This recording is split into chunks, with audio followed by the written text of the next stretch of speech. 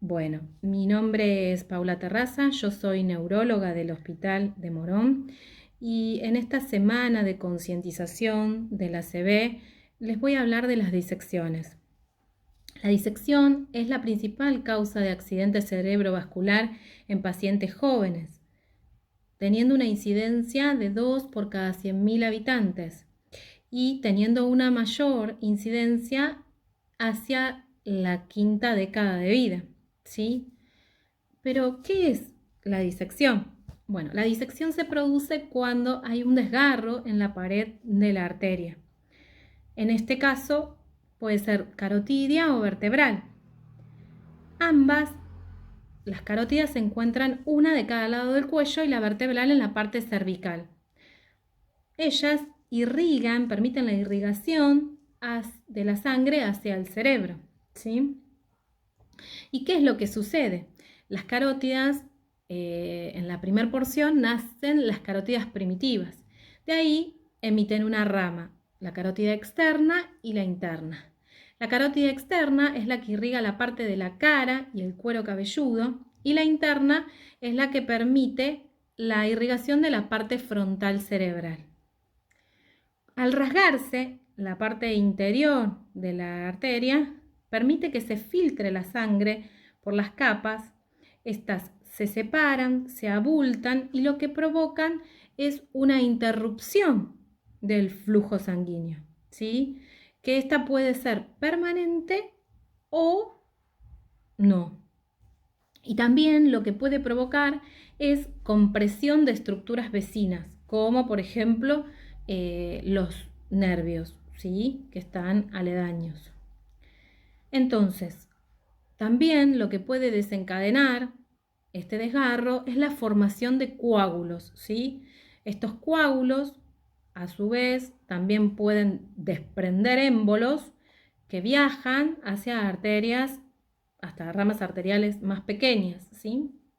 Y esto puede provocar micro accidentes cerebrovasculares, que nosotros los llamamos isquemias transitorias, porque el paciente tiene ya sea un foco motor, por ejemplo, un adormecimiento de un hemicuerpo por unos minutos y luego restituye enseguida, ¿sí? O sea, no queda con una discapacidad. O puede provocar el ACV propiamente dicho, que es cuando el paciente ya queda con una discapacidad permanente. Ustedes me van a decir cuáles son las causas de las disecciones. Bueno, en realidad hay causas genéticas, ¿sí? Que, por ejemplo, alguna alteración en el tejido conectivo. También hay causas que son desconocidas y otras pueden ser, por ejemplo, accidentes automovilísticos, en donde el paciente puede presentar un latigazo cervical, o sea, una hiperextensión del cuello. Muchas veces cualquiera de nosotros practica algún deporte, como por ejemplo nadar. A veces los nadadores saltan desde un trampolín y eso también puede causar una disección. Otros deportes como el vóley, el tenis, el básquet, inclusive también el yoga, en donde a veces hacen también movimientos de hiperextensión o rotación cefálica, se han descrito, y en otras oportunidades también en maniobras quiroprácticas, ¿sí? Por eso no es que no están recomendados hacerlas, pero sí que las personas que las hagan sea un diplomado, ¿sí? Un kinesiólogo o un quiropráctico diplomado. Bueno, entonces, y en otras ocasiones también podemos encontrar pacientes que han estornudado, han hecho un valsalva y también han presentado disecciones, o inclusive dando a luz, ¿sí? Durante el periodo de parto, expulsivo del parto.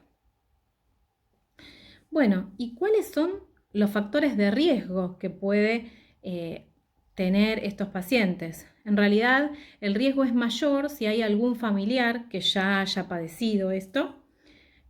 También se tienen en cuenta algunas infecciones, como por ejemplo infecciones de vías aéreas superiores que ocurren en los meses de invierno. La hipertensión arterial, que por lejos es la causa más importante de accidentes cerebrovasculares, el tabaquismo, el etilismo, el uso de anticonceptivos orales, inclusive los pacientes migrañosos también son considerados factores de riesgo.